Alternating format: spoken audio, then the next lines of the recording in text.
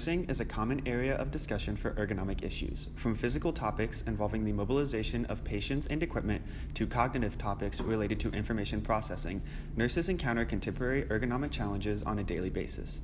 The Bureau of Labor Statistics says that employees in nursing and personal care facilities suffer over 200,000 work-related injuries per year. Over half of these injuries are serious enough to require time away from work. Here is a glimpse of the physical and cognitive issues nurses encounter while on the job.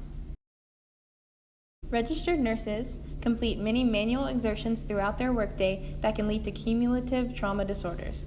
In fact, a study conducted by the U.S. Bureau of Labor Statistics, registered nurses are the 6th highest ranking occupations at risk for musculoskeletal disorders.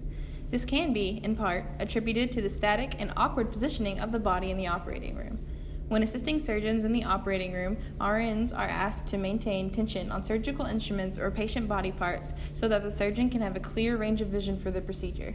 This tension, if frequently applied over a large amount of time, has the potential to deteriorate support tissues and muscles, resulting in a loss of function and pain in the hand and wrist of the nurse. However, registered nurses often find that static tasks induce large amounts of tension, aches, and exhaustion throughout the body. While dynamic tasks often cause hand, wrist, and elbow aches, static positioning induces musculoskeletal stress of the head, neck, and back with its extended periods of muscle contraction. Often, nurses bend at the waist and lean their head forward in order to position themselves appropriately over the patient on the operating table, adding to the awkward static positioning of the task they are completing. This positioning causes forces to be exerted at the neck, the waist, the shoulder, the elbow, and the wrist. Because of the coupling between the abdominal muscles and the back muscles, this slightly crunched position requires the tension of the back muscles for a long period of time. This prolonged bent posture is unintentional, yet potentially harmful for nurses in the operating room, as low back pain is the most prevalent work-related MSD in the industry. Nurses are constantly being bombarded with signals that compete for the attention throughout any given workday. For example, according to a study in the Journal of Advanced Nursing, intensive care unit nurses are in charge of taking care of multiple patients that are connected to multiple monitors that provide continuous auditory and visual output about a patient's physiological status. Nurses have to constantly be aware of information from their patient's equipment while carrying out other care-related tasks, record keeping, and administrative work. They also face interruptions like phone calls, electronic pagers, and conversations that can interrupt their focus on carrying out their tasks. Determining which signals to pay attention to and which signals to ignore is important to minimize patient risk. Signal detection theory can help nurses discern whether or not a patient is in danger, while high reliability theory relates to the idea that accidents can be prevented through proper organizational design and management.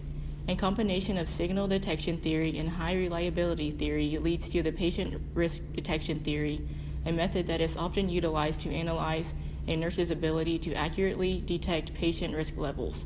By applying these theories, nurses can decide which signals to pay attention to, minimizing patient risk and controlling the cognitive load they experience.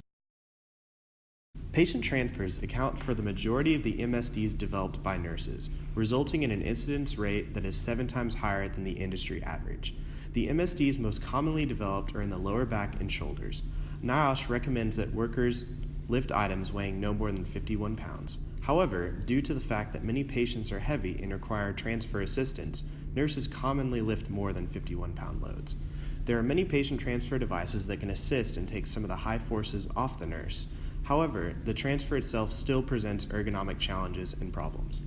As seen in the video example, when the nurse moves the patient to the edge of the bed, there is a relatively large horizontal distance from the patient to the nurse. From the NIOSH lifting recommendations and equation, it is known that this large horizontal distance increases the forces on the lower spine because the moment arm of the lift is increased.